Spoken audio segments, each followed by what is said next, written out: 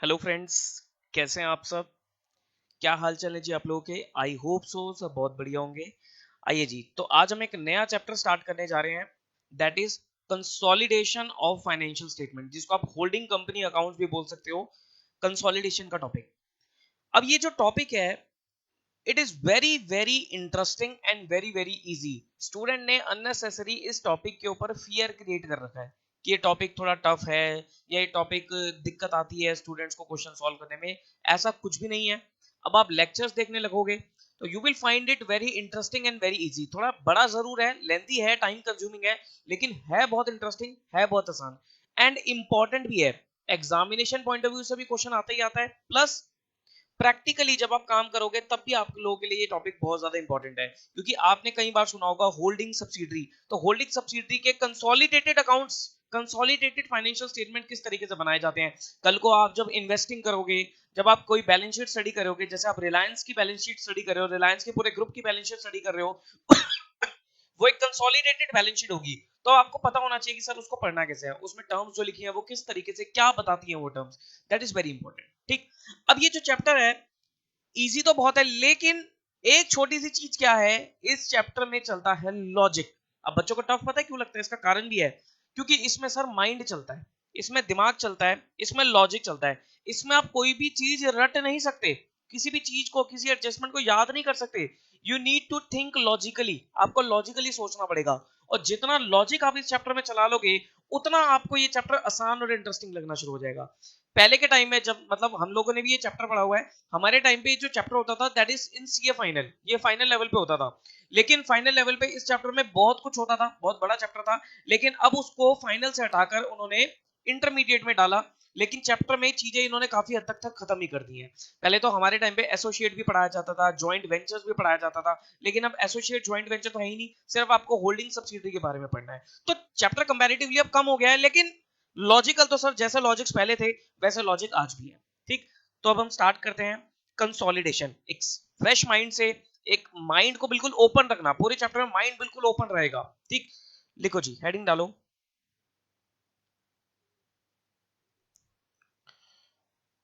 Consolidated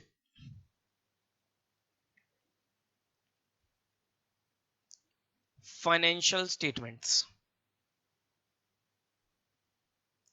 इसको आप holding company accounts भी बोल सकते हो। पहले तो लोग इसे होल्डिंग कंपनी ही बोलते थे, होल्डिंग कंपनी अकाउंट्स। ठीक, लेकिन अब होल्डिंग कंपनी कोई बोलता नहीं है, अब ज्यादातर लोग कंसोलिडेटेड ही बोलते हैं। तो कंसोलिडेटेड फाइनेंशियल स्टेटमेंट्स, अब ये कुछ है नहीं कि सर ऐसा क्यों बोला जाता है, बस ये नाम है। ठीक, अब इस चैप्टर को दो तरीके से पढ़ा जाता है। इस चैप्टर को पढ़ने के दो तरीके हैं।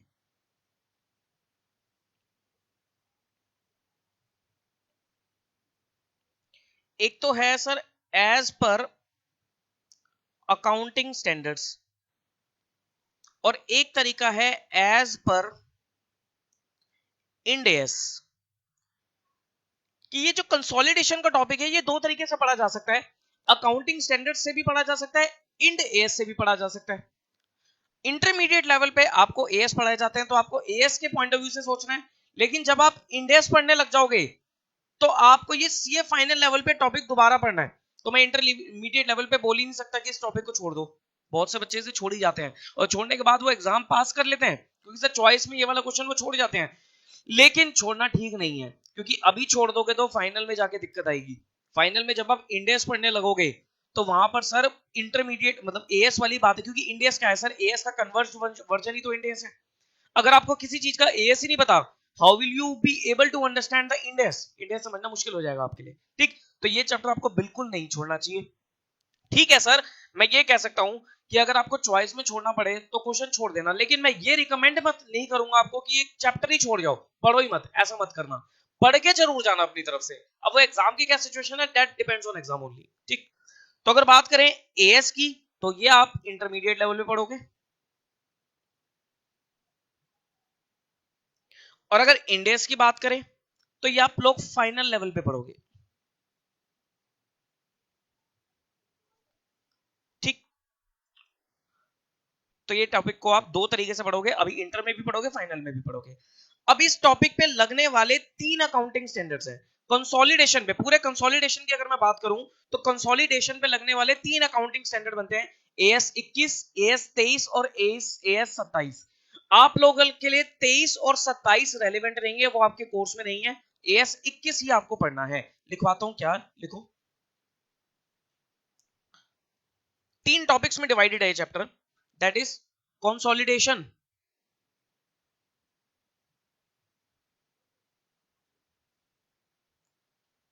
ऑफ होल्डिंग विद सब्सिडरी, कि सर होल्डिंग और सब्सिडरी को के कंसोलिडेटेड फाइनेंशियल स्टेटमेंट्स, होल्डिंग और सब्सिडरी, जैसे सुना होगा एग्जांपल में H limited, S limited, H is the holding company, S is the subsidiary company, तो एच और एस के फाइनेंशियल स्टेटमेंट्स, तो consolidation of holding with subsidiary. अगर मैं बात करूं sir holding plus subsidiary,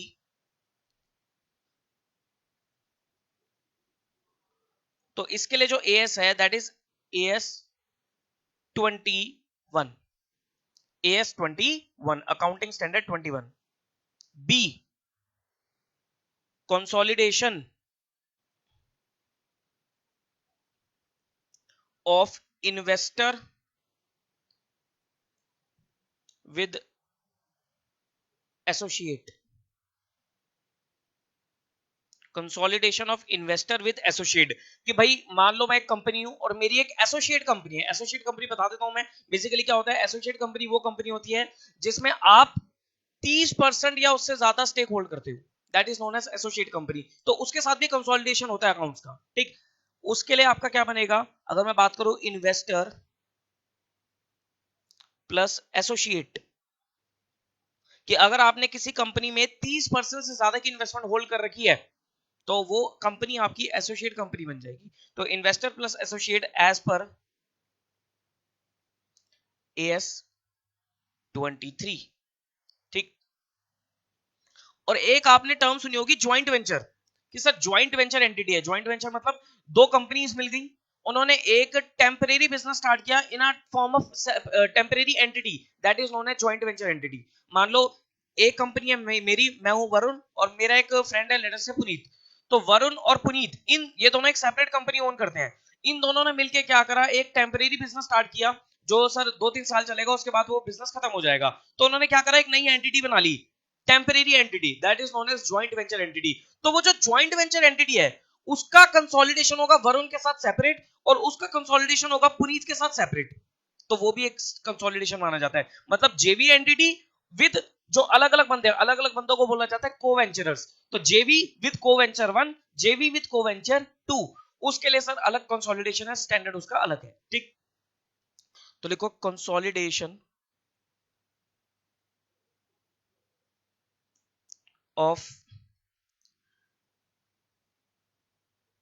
को-वेंचरर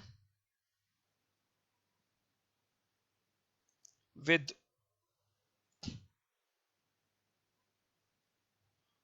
joint venture entity, that is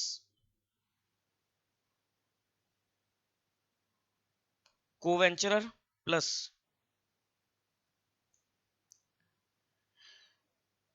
joint venture entity, इनका जो कंसोलिडेशन होता है वो होता है एज पर एएस 27, ठीक। ये तीन आपके स्टैंडर्ड है। अब अगर मैं बात करूं आपके एग्जाम की, तो आपके एग्जाम में सर एएस 21 तो है, यानी कि होल्डिंग सब्सिडरी की कंसोलिडेशन तो है, लेकिन एसोसिएट इन्वेस्टर की कंसोलिडेशन नहीं है, जेवी और को वेंचरर की कंसोलिडेशन नहीं है। ये दोनों ही है आपके लिए, सिर्फ एएस 21 ही रेलेवेंट है। लेकिन लेकिन मैं आपको एक चीज रिकमेंड करूंगा, आप अपनी नॉलेज के लिए, आप अपनी नॉलेज के लिए एएस 23 और 27 भी पढ़ लेना। कहां से पढ़ोगे, क्योंकि सर बुक में तो डाला नहीं, मैंने भी अपनी बुक में डाल के दिया, कहां से पढ़ोगे सर, गूगल, गूगल से अकाउंटिंग स्टैंडर्ड डाउनलोड करो। देखो अब आप इंटर लेवल पे, एडवांस लेवल पे पढ़ रहे हो आप, तो आपको सर अकाउंटिंग स्टैंडर्ड्स पढ़ने आने चाहिए, कि बेयर अगर आप आईसीआई का टेक्स्ट डालो एएस का तो वो कैसे रीड किया जाता है, दैट इज वेरी सिंपल, बहुत आसान होते हैं। मोस्टली मैं जो लैंग्वेज यूज करता हूँ अपने बुक में प्लस अपने नोट्स में वो पूरी अकाउंटिंग स्टैंडर्ड्स जो होते हैं वो सारे आईसीआई की टेक्स्ट लैंग्वेज ही होती है।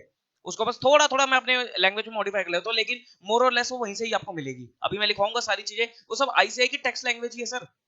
तो आपको वो पढ़ना आना चाहिए, उसको ये मत सोचा करो सर ये बोरिंग है, ठीक, तो उसको पढ़ो, डाउनलोड कर लेना गूगल से एएस 23 और 27। लेकिन अभी नहीं आपको समझ में आएगा, जब आपका ये पूरा चैप्टर कंप्लीट हो जाएगा एएस 21 के हिसाब से, जब आप पूरा चैप्टर पढ़ लोगे, फिर एएस 23 और 27 भी आपको एक बार अपनी नॉलेज के लिए पढ़ना चाहिए।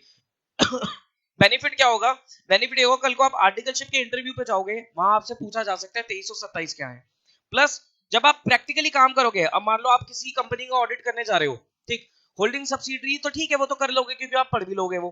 लेकिन अगर मान लो वहां पर इन्वेस्टर और एसोसिएट का रिलेशनशिप आ गया, ज्वाइंट वेंचर और को वेंचर का रिलेशनशिप आ गया, तो क्या आप वो ऑडिट छोड़ दोगे? क्या मना कर दोगे? ये बोलोगे कि सर मैंने पढ़ा नहीं? नहीं सर, आप मना कर ही नहीं सकते, आपको तो करना पड़ेगा। वहां पर प्रिंसिपल आपका यही बोलेगा ना कि नहीं पढ़ा तो अब पढ़ लो, तो आप उस टाइम तक का वेट क्यों करते हो? अभी पढ़ लो सर।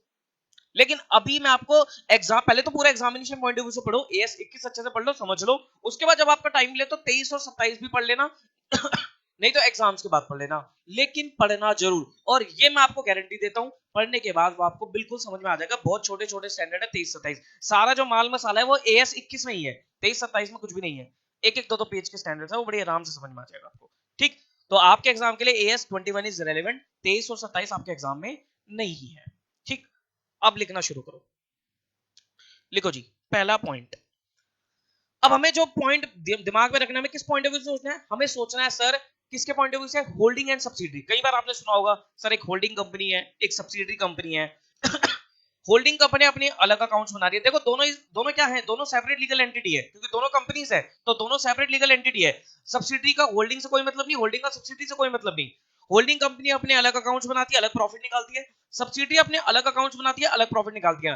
लेकिन लेकिन इन दोनों को अपने कंसोलिडेटेड फाइनेंशियल स्टेटमेंट्स भी बनाने पड़ेंगे as per section 129 of the companies act 2013। आपने सेक्शन 129 पढ़ा होगा, जहां पर फाइनेंशियल स्टेटमेंट्स की बात करी जाती है। तो वहां पर लिखा गया है कि अगर कोई एंटिटी है जिनका होल्डिंग सब्सिडरी रिलेशनशिप है, तो उनको अपने कंसोलिडेटेड फाइनेंशियल स्टेटमेंट्स भी सबमिट करने पड़ेंगे, वो भी बनाने मैंडेटरी होते हैं। बात समझ में आ रही है?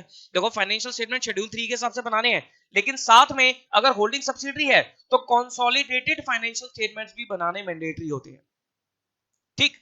अब होल्डिंग सब्सिडरी अलग अलग अकाउंट्स तो आप बना लोगे, शेड्यूल 3 आपको अच्छे से आता है, तो आप अलग अलग अकाउंट्स तो उनके बना लोगे, फाइनेंशियल स्टेटमेंट दोनों के सेपरेट तो बना लोगे।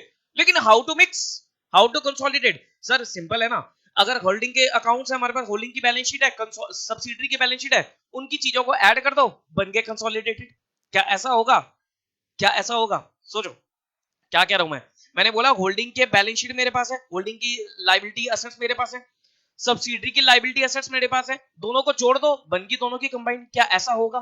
आंसर इज ऐसा नहीं होगा। अगर इतना आसान होता तो सर बात कुछ और ही थी, फिर ये कोर्स में नहीं होता chapter.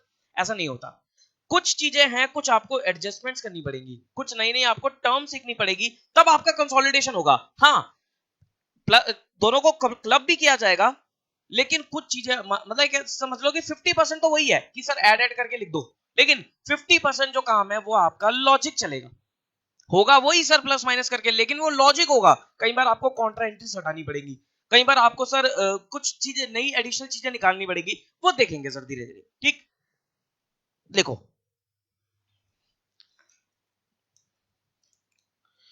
As per section 2 clause 46, I hope आप ये समझते हो कि सर 246 जो लिखा है मैंने ब्रैकेट में, that is termed as 2 clause 46। ये 2 सबसेक्शन मत बोलना, बहुत नेगेटिव इंपैक्ट जाएगा। कल को आर्टिकलशिप इंटरव्यू में अगर आपने ये बोल दिया कि 2 सबसेक्शन 45, वो गलत हो जाएगा। 2 क्लॉज 46 बोलो। समझते हो सर, लॉ में पढ़ा होगा आपने। सबसेक्शंस क्या होते हैं? सेक्शन से रिलेटेड होते हैं। जब भी सेक्शन से रिलेटेड कोई बातें हो रही है नीचे, जो रिलेटेड है, जो ऊपर से चलती आ रही है, तो वो सबसेक्शंस बनती है। लेकिन जब ऊपर अलग चीज है और बाकी जो नीचे बातें हो रही है वो सब आपस में कोई लेना देना नहीं है, तब वो क्लॉजेस बन जाते हैं। हर एक्ट में आपको सेक्शन 2 जो मिलेगा वो डेफिनेशंस का मिलता है, और उसके अंदर सर कई सारी डेफिनेशंस दी होती हैं, 100-150 डेफिनेशन है। किसी भी डेफिनेशन का आपस में कोई लेना देना है, सब सेपरेट सेपरेट डेफिनेशंस है, इसलिए वो क्लॉजेस कहलाते हैं, ठीक। तो इसलिए section 2 clause 46 of the companies act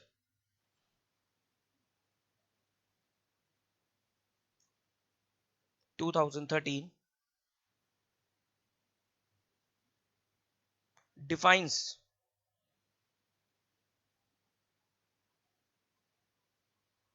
holding company in relation to one or more other companies means a company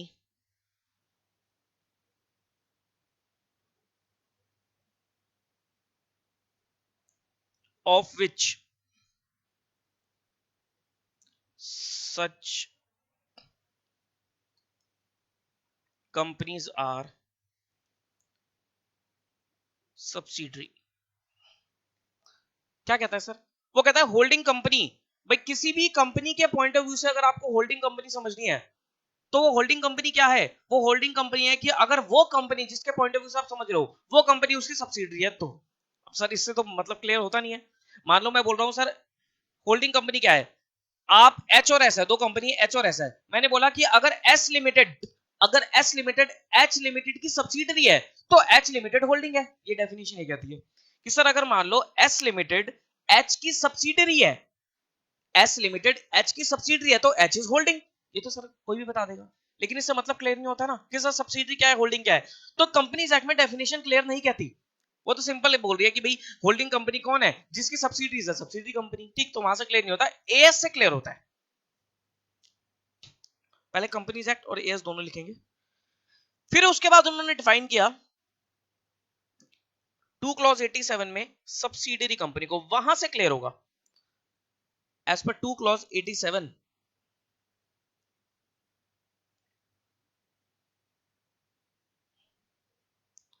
of the Companies Act 2013,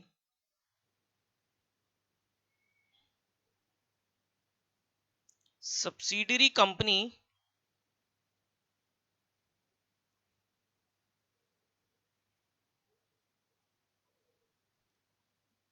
as a company defines, लिख देना, defines subsidiary company as a company in which holding company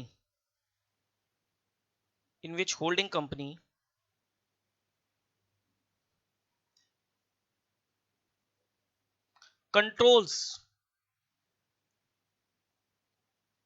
more than one half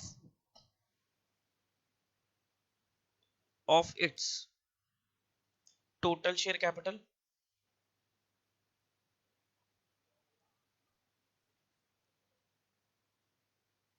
either at its own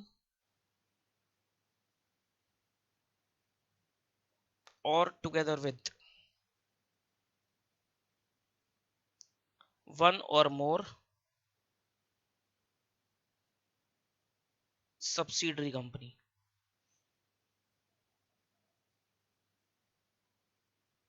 और देखो पहला point क्या कहता है, वो कहता है सब्सिडरी कंपनी क्या है, सब्सिडरी कंपनी वो कंपनी है जिसके अंदर होल्डिंग कंपनी कंट्रोल करती है, क्या कंट्रोल करती है, आधे से ज्यादा टोटल शेयर कैपिटल, आधे से ज्यादा टोटल शेयर कैपिटल। अभी शेयर कैपिटल बताऊंगा क्या होता है। शेयर कैपिटल में आती है आपकी equity share capital, paid up equity share capital plus convertible preference share capital. ठीक, इक्विटी आएगी और कन्वर्टिबल प्रेफरेंस आएगी, खाली प्रेफरेंस नहीं आएगी। प्रेफरेंस कौन सी आएगी, जो कन्वर्ट होने वाली हो, जो कन्वर्टिबल प्रेफरेंस है। ठीक, तो वो क्या कहता है, वो कहता है सर सब्सिडरी कंपनी वो कंपनी है जिसके अंदर होल्डिंग कंपनी कंट्रोल करती है या होल्ड करती है more than half of the total share capital, आधे से ज्यादा शेयर कैपिटल, यानी कि 50% से ज्यादा शेयर कैपिटल। 50% से 0.1% भी ज्यादा होगा तब भी वो होल्डिंग सब्सिडरी बन जाएगी। ठीक, आइदर एट इट्स ओन, या तो खुद अकेले या सब्सिडरीज के साथ मिलकर, मतलब क्या हुआ, मान लो सर एच और एस। ठीक, मैंने बोला कि सर एस की जो टोटल कैपिटल है वो है 1 लाख रुपए। वो कहता है कि एस जो है वो एच की सब्सिडी तभी बनेगी अगर एच कंपनी इस 1 लाख में आधे से ज्यादा कैपिटल ओन करती है, यानी कि 50,000 से ज्यादा आप 50,000 से ज्यादा की बात हो रही है सर, अगर आधी होल्ड करती है तब वो सब्सिडी नहीं बनेगी, मोर देन हाफ है, यानी कि 50,000 से ज्यादा, चाहे 1 रुपए ज्यादा क्यों ना हो, ठीक।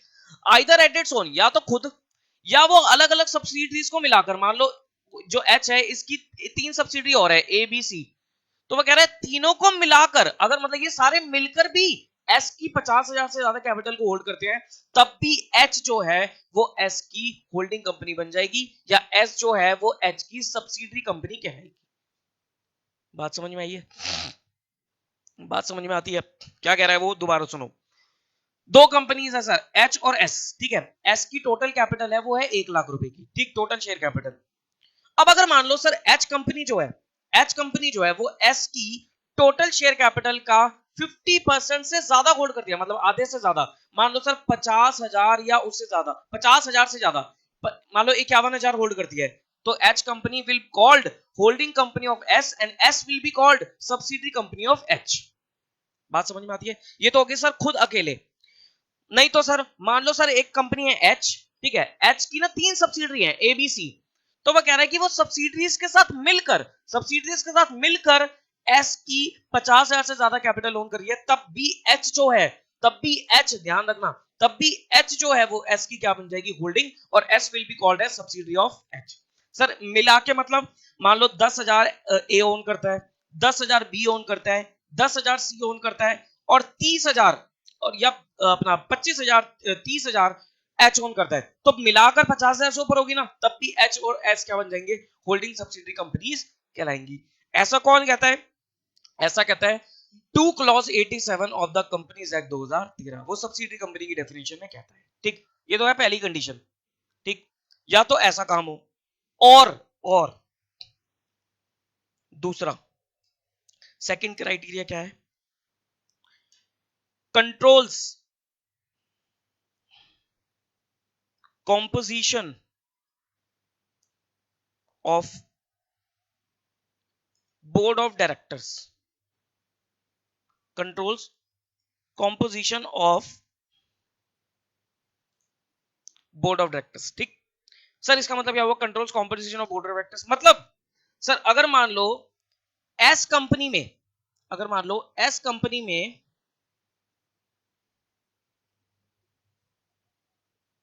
हाँ, अगर मान लो एस कंपनी में जितने भी डायरेक्टर्स बैठे हुए हैं, जितने भी डायरेक्टर्स बैठे हुए हैं वो कौन है, वो सर एच कंपनी के ही बंदे भेजे हुए हैं, एच कंपनी के ही बंदे हैं, या एच कंपनी की जो डायरेक्टर्स है वही सर एस के भी डायरेक्टर्स है।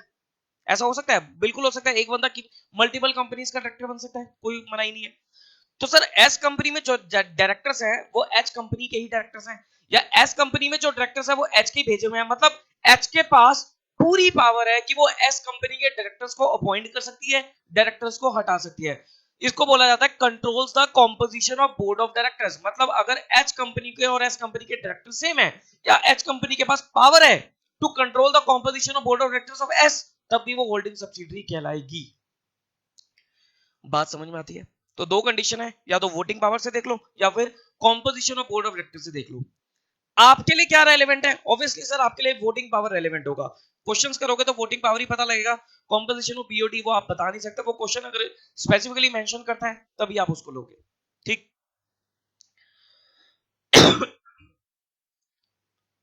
आगे देखो, हाँ अभी हम बात कर रहे थे सर टोटल शेयर कैपिटल, ये टोटल शेयर कैपिटल क्या है, तो लिखो टोटल शेयर कैपिटल में क्या आता है, इसमें आती है आपकी पेड अप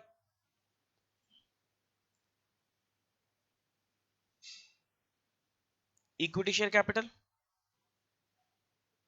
प्लस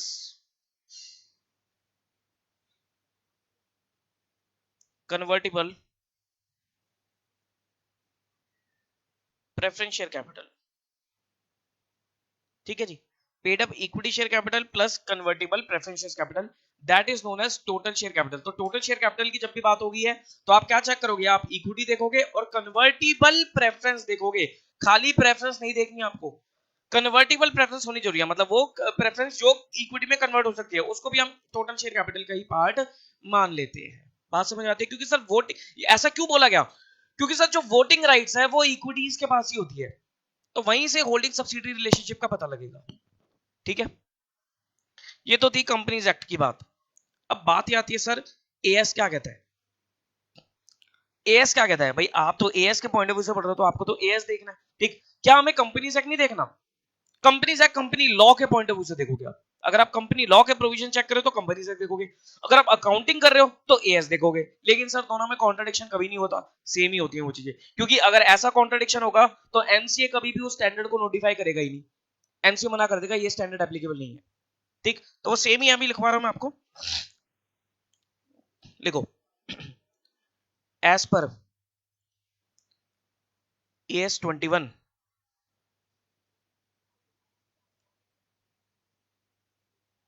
जिसका नाम है consolidated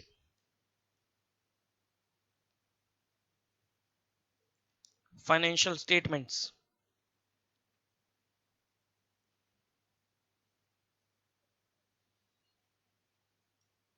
subsidiary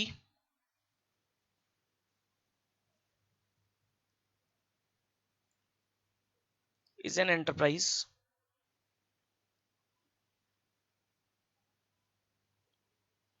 that is controlled by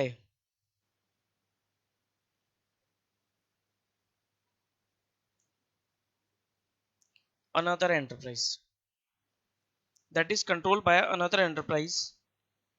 ठीक, और एएस में ना, एएस में खाली सब्सिडी को उसने डिफाइन नहीं किया। एएस कहता है कि सब्सिडी कौन है, सब्सिडी वो कंपनी है जो किसी एंटरप्राइज से कंट्रोल हो जाए। एएस में सब्सिडी डिफाइन नहीं है, ध्यान रखना, as did not define subsidy, as defines control. As कहता है कंट्रोल कैसा आएगा, कंट्रोल इस तरीके से आएगा जो मैं भी लिखवाने जा रहा हूं। एएस कहता है कंट्रोल मींस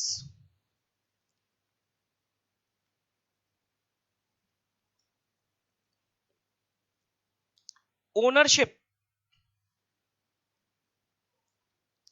डायरेक्टली और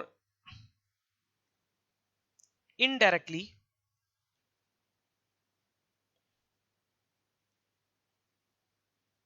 थ्रू सब्सिडरीज more than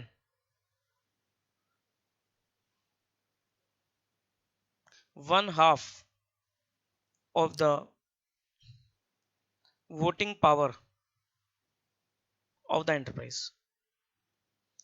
अगर आप इस पॉइंट को पढ़ो ध्यान से और कंपनीज एक्ट का भी पहला पॉइंट पढ़ लो, 287 का भी पहला पॉइंट पढ़ लो, तो 2 क्लॉज 87 में पहला पॉइंट भी तो यही था, यहां पर भी यही है, लैंग्वेज ही तो चेंज है। वो कहता है कि सर कंट्रोल कब आएगा, वो कहता है कंट्रोल आएगा अगर मान लो एक कंपनी दूसरी कंपनी की आधे से ज्यादा वोटिंग पावर को ओन करती है, आधे से ज्यादा वोटिंग पावर को ओन करती है, कंट्रोल करती है। वोटिंग पावर इक्विटी से आती है, equity plus convertible preference share. ठीक, तो वो कह रहा है कि अगर आधे से ज्यादा एक कंपनी दूसरी कंपनी की वोटिंग पावर लेकर बैठी है तो वो कंपनी दूसरी कंपनी को कंट्रोल कर रही है। मान लो मैं हूं वरुण और एक कंपनी है पुनीत, मान लो वरुण पुनीत की आधी से ज्यादा शेयर कैपिटल को लेके बैठा है। शेयर कैपिटल कौन सी sir, equity plus convertible preference. तो मेरा कंट्रोल आ गया ना किसके ऊपर, मेरा कंट्रोल आ गया पुनीत के ऊपर, तो पुनीत ऑटोमेटिकली बन जाएगा क्या, मेरी सब्सिडरी। बात समझ में आ रही है? अब यहां पर ये पॉइंट इंपॉर्टेंट है सर, डायरेक्टली और इनडायरेक्टली का मतलब क्या हुआ, जो ऊपर लिखा था वही चीज है। डायरेक्टली मतलब मैं खुद से पुनीत की आधी कैपिटल लोन करता हूं, तब तो पुनीत मेरी सब्सिडरी है ही।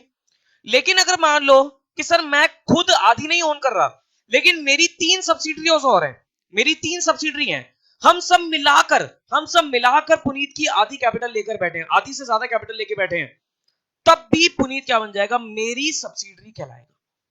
पॉइंट समझ में आया, पॉइंट समझ में आया? तो डायरेक्टली मतलब खुद और इनडायरेक्टली मतलब सब्सिडरीज के थ्रू मिलाकर, वही तो पॉइंट हो गया जो ऊपर हमने पढ़ा। ठीक, या तो ये चीज हो, और दूसरा क्या होगा सर, composition of board of directors वाला। B, power to compose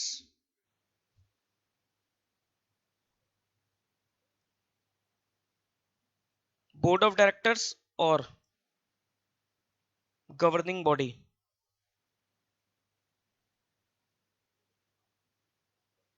of the enterprise। ठीक, power to compose board of directors और governing body of the enterprise. मतलब क्या हुआ इसके सर? मतलब वही वरुण पुनीत वाला एग्जांपल लेते हैं कि सर पुनीत कंपनी के जो डायरेक्टर्स हैं और जो मेरे डायरेक्टर्स हैं सेम है, सेम है। मेरे 3 डायरेक्टर्स है, वही 3 डायरेक्टर्स पुनीत कंपनी के हैं। कोई मनाही नहीं होती सर एक बंदा मल्टीपल कंपनी में डायरेक्टर बन सकता है। जो मेरे डायरेक्टर्स है वही पुनीत के डायरेक्टर्स है, या मेरे पास पूरी पावर है, पूरा कंट्रोल है कि मैं पुनीत की कंपनी के डायरेक्टर्स को हटा सकता हूं, निकाल सकता हूं, अपॉइंट कर सकता हूं। वो मेरे हाथ में है, मतलब मैं ही चला रहा हूं सर एक तरीके से। ऑब्वियसली वो मेरा मेरा क्या आ गया, कंट्रोल आ गया उसके ऊपर। और once I have exercise the control over there, तो वो मेरी क्या बन जाएगी, सब्सिडरी कंपनी कहलाएगी। बात समझ में आती है? तो वही पॉइंट्स है सर जो 287 में लिखे हैं, वही एएस 21 कहता है, डिफरेंट तरीके से कहता है वो। बस एएस 21 में क्या है सर, कंट्रोल को डिफाइन किया गया है। वो कहता है कंट्रोल अगर आ गया तो होल्डिंग सब्सिडी कहलाएगी वो। ठीक, ये एएस 21 की बातें होगी। आगे लिखो, कुछ छोटी छोटी डेफिनेशंस और दे रखे हैं एएस 21 ने, like minority interest, Holi own subsidy, partly own subsidy, वो भी लिखते हैं। लिखो, minority interest,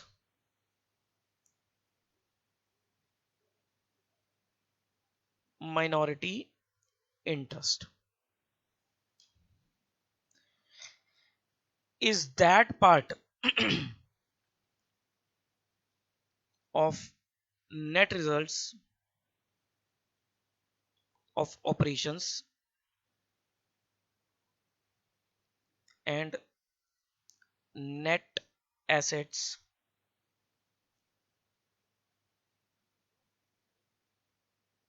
of the subsidiary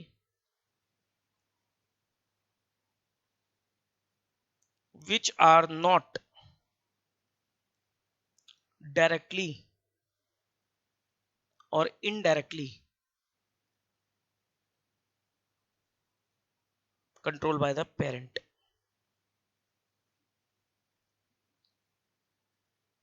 holding को पेरेंट भी बोला जाता है, होल्डिंग कंपनी को पेरेंट भी बोला जाता है। ठीक, अब वो कह रहा है सर ये माइनॉरिटी इंटरेस्ट क्या है? वो कहता है माइनॉरिटी इंटरेस्ट मतलब सब्सिडरी कंपनी का वो हिस्सा, सब्सिडरी कंपनी का वो हिस्सा जो कि होल्डिंग ओन नहीं करती। वरुण पुनीत का एग्जांपल दोबारा लो। वरुण ने मान के चलो पुनीत की 80% होल्डिंग ले रखी है, तो पुनीत कंपनी के पास जितने भी सर नेट एसेट्स हैं, net assets mean asset minus liability, capital कह सकते हो, कैपिटल प्लस प्रॉफिट्स। तो वो कह रहा है या तो नेट एसेट्स या नेट रिजल्ट्स बोल लो, कि सर पुनीत कंपनी के जितने भी रिजल्ट्स हैं, जो भी उसका प्रॉफिट है, जो भी उसकी कैपिटल है, उस पे 80% तो मेरा ही हिस्सा है, 80% तो मेरा ही हिस्सा है। Sir what about 20%? वो कह रहे हैं 20% किसी और का हिस्सा है, बाहर वालों का हिस्सा है। अब सब्सिडी कंपनी बैठी है सर, हो सकता है उसने शेयर इशू करे हो, उसने शेयर इशू करे हो तो बाहर वाले लोगों ने भी पैसा लगा रखा हो सकता है, बिल्कुल हो सकता है। तो वो कह रहे हैं जो भी शेयर इशू करते हैं उसमें 80% तो मैं ही लेके बैठा हूं, लेकिन जो 20% मैं नहीं लेके बैठा वो क्या कहलाता है, वो कहलाता है माइनॉरिटीज इंटरेस्ट। सर ये माइनॉरिटी टर्म कहां से आई? माइनॉरिटी टर्म यहां से आई कि जो होल्डिंग है दैट इज मेजॉरिटी, वो मेजर चीजें लेके बैठी है तो वो मेजॉरिटी होगी, और बाकी इंटरेस्ट किसके पास चला गया? बाकी सब चला गया अदर लोगों के पास, that is termed as minorities. अब उनको आपको अलग अलग नहीं करना, माइनॉरिटीज को अलग अलग नहीं करना, वो अलग से दिखा दिया जाता है कि माइनॉरिटी इंटरेस्ट इतना है। बात समझ में आती है? तो ये हो गया माइनॉरिटी इंटरेस्ट। दोबारा बता रहा हूं, माइनॉरिटी इंटरेस्ट मतलब सब्सिडी का वो हिस्सा जो कि होल्डिंग के पास नहीं है। ठीक, एक टर्म आती है wholly owned subsidiary, wholly owned subsidiary, ये तो आपको नाम से ही पता लग गया, होली ओन्ड सब्सिडरी नाम से ही पता लग गया। क्या हो गया? जिसमें सर सारे के सारे शेयर्स, जिसमें सारे के सारे शेयर्स अगर होल्डिंग के पास हैं तो वो होली ओन सब्सिडी बन जाएगी। मतलब holding company is holding 100% capital of that subsidiary company, तो वो सब्सिडी होली ओन सब्सिडी कहलाएगी। मतलब होली ओन के केस में माइनॉरिटी इंटरेस्ट इज जीरो। ठीक, तो लिखो Holi own subsidiary is the one in which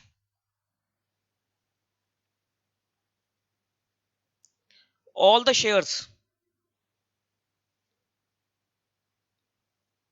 are owned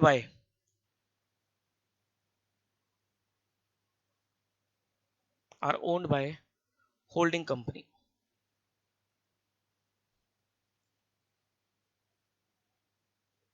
In this case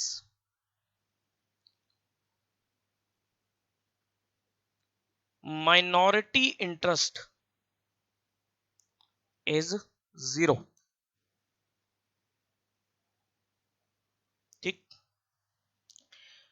एक टर्म आती है partly owned subsidiary, partly owned subsidiary. Partly owned subsidiary क्या होगी? पार्टली ओन्ड सब्सिडरी का मतलब क्या हो गया? जहां पर सर 100% होल्ड नहीं हुआ, जहां पर 100% होल्ड नहीं है, 50% से ज्यादा तो होना ही चाहिए, वो तो तभी बनेगी होल्डिंग सब्सिडरी रिलेशनशिप, लेकिन 100% नहीं है तो वो क्या कहलाएगी? Partly owned subsidiary. तो लिखो partly owned subsidiary is the one in which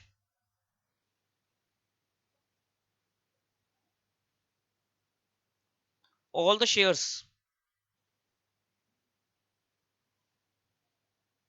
are not acquired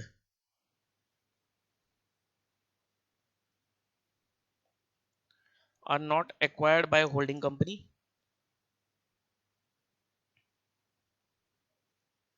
that is only majority shares।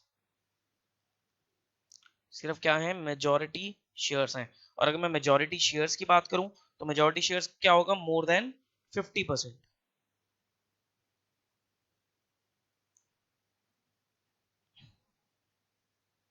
Are owned by holding company. ठीक,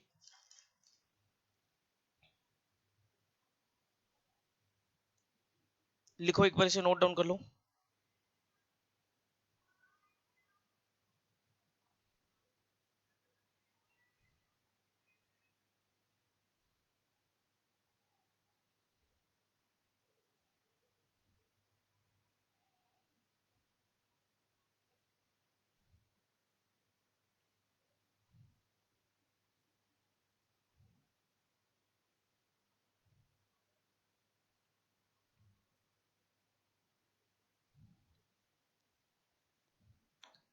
लिखो आगे। ये तो हमने सर डेफिनेशन देखी, होल्डिंग क्या है, सब्सिडी क्या है, छोटी छोटी टर्म्स इसमें देखी। अब सर एस 21 कहता है, एस 21 कहता है कि सर कुछ ऐसे केसेस भी हैं जहां पर होल्डिंग और सब्सिडी रिलेशनशिप तो है लेकिन कंसोलिडेशन नहीं होगा। This you need to learn. इस पे थ्योरी क्वेश्चन पूछ सकता है वो आपसे कि सर कौन कौन से ऐसे केसेस होते हैं जहां पर होल्डिंग सब्सिडी रिलेशनशिप तो है लेकिन कंसोलिडेशन नहीं होगा। वो लिखो as per AS 21 a subsidiary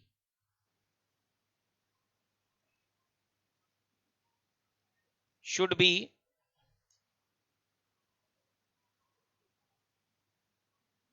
excluded from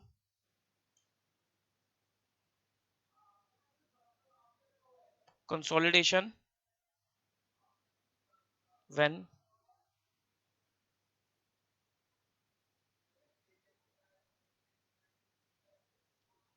control is intended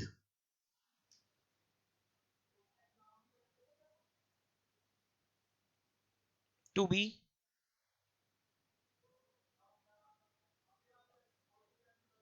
temporary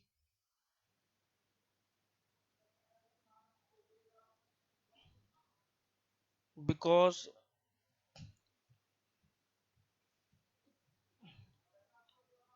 the subsidiary is acquired and held exclusively with a view to its subsequent disposal in near future। ठीक, वो कहता है कि सर होल्डिंग सब्सिडी रिलेशनशिप तो है, holding subsidy relationship तो है लेकिन कंसोलिडेशन नहीं होगा। कब कंसोलिडेशन नहीं होगा? जब होल्डिंग ने सब्सिडरी को खरीद तो लिया लेकिन सर किस पर्पस से खरीदा है? उसको नियर फ्यूचर में डिस्पोज ऑफ कर दिया जाएगा। मान लो सब ए और बी, एच और एस थी, ठीक है। एच ने एस को खरीद तो लिया, लेकिन एच ने एस को इस इंटेंशन से खरीदा है कि वो एस को कुछ टाइम बाद, मतलब नियर फ्यूचर में उसे बेच दिया जाएगा, डिस्पोज ऑफ कर दिया जाएगा, सेल कर दिया जाएगा सब्सिडरी को, ठीक। अब बात ये आती है सर नियर फ्यूचर कब तक देखना हमें, तो नियर फ्यूचर कहता है वो, यस, कि नियर फ्यूचर में डिफाइन किया गया विद इन 12 मंथ्स, कि लगभग सर अगर 12 महीने के अंदर अंदर आपकी इंटेंशन है कि आप उस सब्सिडी को बेच दोगे, तो कंसोलिडेशन फिर आपको नहीं करना, फिर आपको कंसोलिडेशन नहीं करना, ध्यान रखना, ठीक। केस नंबर बी, कि और कब कंसोलिडेशन नहीं होगा, when subsidiary operates, it operates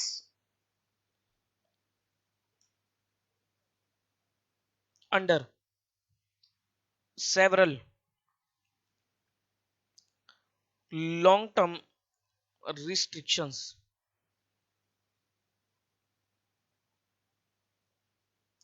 which significantly impair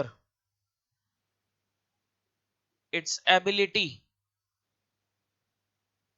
to transfer funds to parents, funds to the parent, ठीक। मतलब सर सब्सिडी कंपनी जो काम कर रही है, तो सब्सिडी कंपनी के ऊपर बहुत सारी रिस्ट्रिक्शंस है, लॉन्ग टर्म रिस्ट्रिक्शंस है, और उस रिस्ट्रिक्शंस में वो काम कर रही है, और उस रिस्ट्रिक्शंस के चलने हेतु सब्सिडरी होल्डिंग को फंड ट्रांसफर कर ही नहीं पा रही, क्योंकि रिस्ट्रिक्शंस है। बैंकिंग कंपनी का एग्जांपल लो, मान लो सर एसबीआई बैंक है और उसकी कोई सब्सिडरी है, एसबीआई की कोई सब्सिडरी है। अब उस सब्सिडरी के ऊपर आरबीआई ने कई सारी रेस्ट्रिक्शंस लगा दी और बोल दिया गया कि भाई आप फंड जो है वो अपनी होल्डिंग कंपनी को ट्रांसफर नहीं कर सकते। तो अगर सब्सिडी कंपनी ऐसी रेस्ट्रिक्शंस में काम कर रही है, तो उस केस में भी कंसोलिडेशन नहीं होगा, क्योंकि सर कंसोलिडेशन देखा जाता है कि फंड के पॉइंट ऑफ व्यू से देखा जाता है कि कितना होल्ड है, कितनी कैपिटल वहां पर वो ओन कर दिया, कितना सब्सिडी का प्रॉफिट में होल्डिंग का हिस्सा है, ये सब चीजों के लिए कंसोलिडेशन किया जाता है। लेकिन अगर सब्सिडी होल्डिंग को फंड ट्रांसफर कर ही नहीं पा रही ड्यू टू सम रिस्ट्रिक्शंस, तो वहां पर कंसोलिडेशन नहीं होगा। तो these points you need to learn, इस पे वो केस बना के एग्जाम में पूछ सकता है, ठीक। ओके,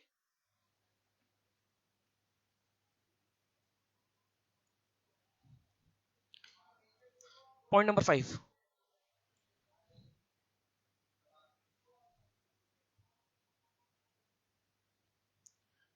consolidated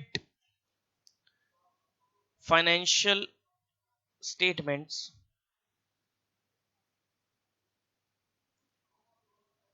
includes, क्या क्या चीज आती है सर कंसोलिडेटेड फाइनेंशियल स्टेटमेंट्स में। अच्छा, आपको फाइनेंशियल स्टेटमेंट्स में तो पता होना चाहिए क्या क्या आता है। सेक्शन 129 में लिखा हुआ है financial statements include balance sheet, statement of PNL, उसके बाद आपका cash flow statement, notes and explanatory statements and changes in statement of changes in equity. Consolidated financial statement में क्या क्या आएगा, एक आपकी आएगी consolidated balance sheet,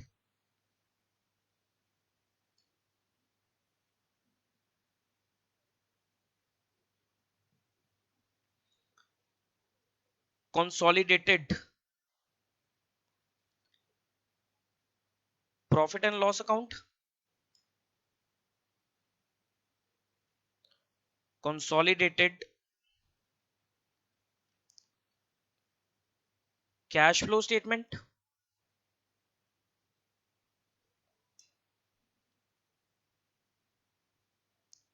in case parent presents cash flow statement,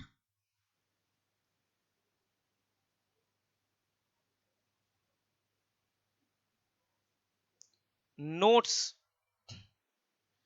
and statements and explanatory schedules, ठीक है जी, ये चीज आएंगी। अब आपको क्या क्या सीखना है सर, आपको कंसोलिडेटेड बैलेंस शीट सीखनी है, आपके एग्जाम में आती है, दिस इज सबसे ज्यादा यही पूछा जाता है आपसे, consolidated balance sheet. Consolidated PNL account भी आपको सीखना है, एक दो क्वेश्चंस हैं देख लेंगे सर, क्योंकि वो इतना उसमें कोई ज्यादा दिक्कत वाली बात होती नहीं है। कंसोलिडेटेड कैश फ्लो स्टेटमेंट ये आपके कोर्स में नहीं है, ये आपको बनाने के लिए नहीं आएगी, लेकिन ये मैं बता देता हूं क्या होता है। कैश फ्लो स्टेटमेंट सबको पता है, लेकिन सर हर कंपनी को कैश फ्लो स्टेटमेंट बनानी नहीं होती। सेक्शन 129 दोबारा पढ़ना, उसके प्रोवाइजो में लिखा हुआ है, जैसे कि स्मॉल कंपनी है, कोई डोरमेंट कंपनी है, कोई 1% कंपनी है, उनको कैश फ्लो स्टेटमेंट बनानी नहीं है। वो कहता है कि सर हर किसी को कैश फ्लो स्टेटमेंट नहीं बनानी, लेकिन अगर मान लो पेरेंट कंपनी को, अगर मान लो पेरेंट कंपनी जो है वो कैश फ्लो स्टेटमेंट बना रही है, तो कंसोलिडेटेड सीएफएस भी बनेगी। ठीक, मान लो वरुण और पुनीत, दोबारा ले लो, पुनीत को रिक्वायरमेंट नहीं है सीएफएस बनाने की, कैश फ्लो स्टेटमेंट बनाने की। क्यों रिक्वायरमेंट नहीं है? बिकॉज मान के चलो पुनीत स्मॉल कंपनी है, वो स्मॉल कंपनी का क्राइटेरिया फुलफिल कर रही है। वरुण कंपनी को बनानी है, क्योंकि सर वो स्मॉल कंपनी नहीं है, वो स्मॉल कंपनी की लिमिट में नहीं आती है, वो बना रहा है। अगर वरुण कंपनी बना रही है तो सर वरुण और पुनीत को कंबाइन करके कंसोलिडेटेड कैश फ्लो स्टेटमेंट बनाई जाएगी, क्योंकि क्या लिखा है, in case parent presents cash flow statement. अगर पेरेंट प्रेजेंट करती है तो कंसोलिडेटेड भी बनेगी। ठीक है, लेकिन आप लोगों के कोर्स के नहीं है। बाकी नोट्स वगैरह तो सर वो तो साथ साथ बन ही जाते हैं, वो हम देख लेंगे। ठीक, तो आपको कैश फ्लो स्टेटमेंट नहीं पढ़ना, बैलेंस शीट करनी है। This is the most important area. Balance sheet ही ज्यादातर पूछा जाता है, 90% चांस उसके होते हैं, लेकिन कंसोलिडेटेड पीएनएल भी करेंगे हम। ठीक, बाकी नोट्स वगैरह तो हो ही जाएंगे साथ में। ठीक, तो हेडिंग डालो सबसे पहले कंसोलिडेटेड बैलेंस शीट। हमारी जो मोस्टली क्लासेस है वो कंसोलिडेटेड बैलेंस शीट के ऊपर ही निकल जाएंगी। ठीक, पीएनएल तो एक ही क्लास का काम है। हेडिंग दो कंसोलिडेटेड बैलेंस शीट।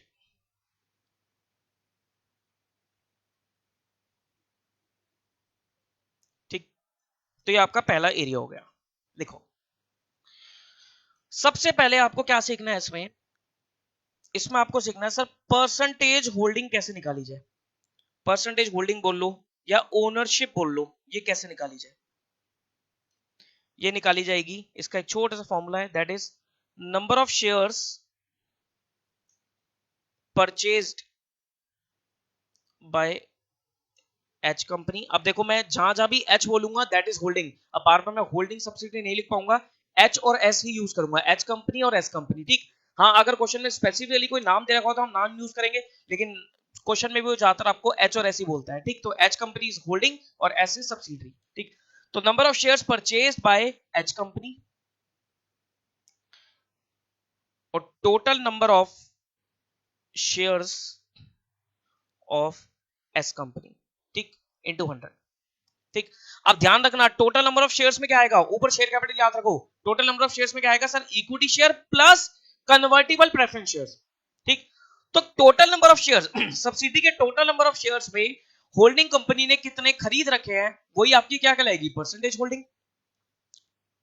एग्जांपल के तौर पे मान लो सर इसके जो सब्सिडी के टोटल नंबर ऑफ शेयर्स है वो है 10,000, ये एस के शेयर्स हैं, जिसमें से 7500 एच ने खरीद रखे हैं। तो अगर मैं आपसे पूछूं कितने परसेंट होल्डिंग है, तो आप बताओगे सर 75% होल्डिंग होगी।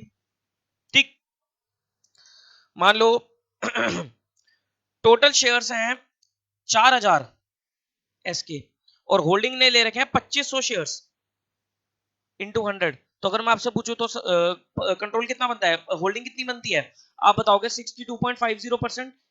लेकिन ध्यान रखना कभी भी होल्डिंग पॉइंट में मत बताना।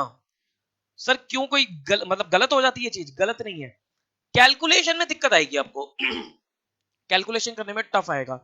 जहां भी आपकी पॉइंट मारी हो कन्वर्ट इट इनटू फ्रैक्शन, उसको फ्रैक्शन में ले लेना। तो इसको 62.5% ना बोलकर आप बोलना सर 5/8। ये यहां से कैलकुलेशन करना आपके लिए वेरी इजी, बहुत आसान हो जाएगा।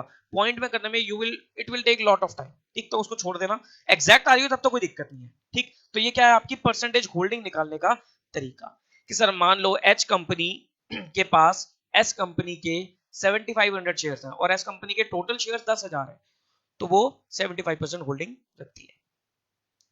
ओके, आगे देखो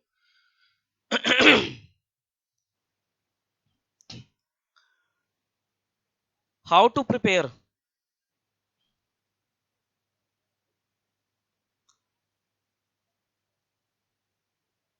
how to prepare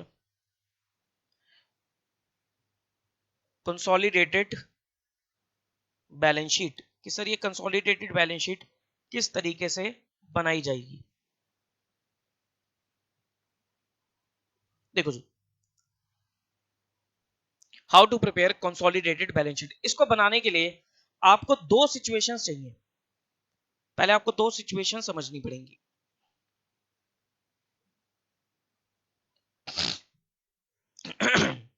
situation number 1 कहती है व्हेन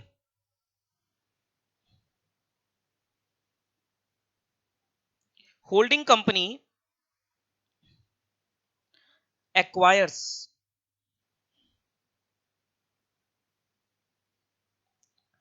controlling interest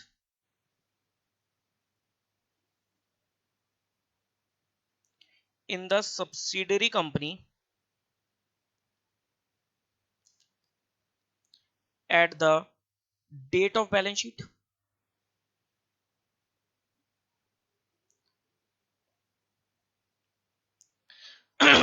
मतलब वो कहता है कि सर अगर मान लो होल्डिंग कंपनी ने सब्सिडरी कंपनी में जो शेयर्स खरीदे हैं या कंट्रोल लिया है वो बैलेंस शीट डेट पर लिया है। बैलेंस शीट डेट है लेटर से आपकी 31 मार्च 2020, तो 31 मार्च 2020 को ही उसने क्या लिया, कंट्रोल ले लिया। तो वो आपकी क्या कहलाएगी, date of the balance sheet पे कंट्रोल है। वहां पर करने का तरीका थोड़ा सिंपल है, इजी है। और दूसरा केस क्या हो सकता है,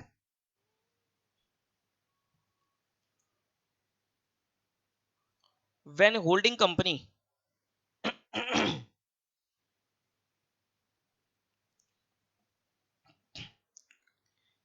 acquires shares in subsidiary company at any date earlier than date of balance sheet।